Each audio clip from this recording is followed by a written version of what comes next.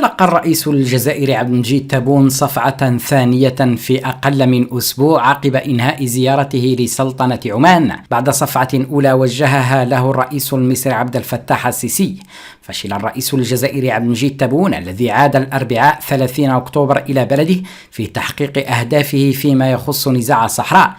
السلطان هيثم بن طارق رفض الخوض بشكل قاطع مناقشة نزاع الصحراء خلال الاجتماع الذي جمعه مع الرئيس الجزائري عبد المجيد تبون رغم إدراجها في جدول أعمال زيارة تبون لسلطنة عمان.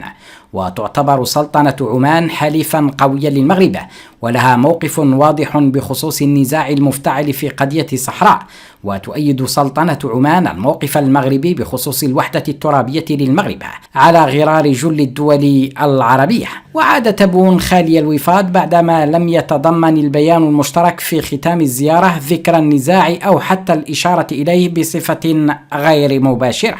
عزيزي المشاهد، إن كنت مهتما بالأخبار اشترك في القناة وضع إعجاب للفيديو. شكرا لكم.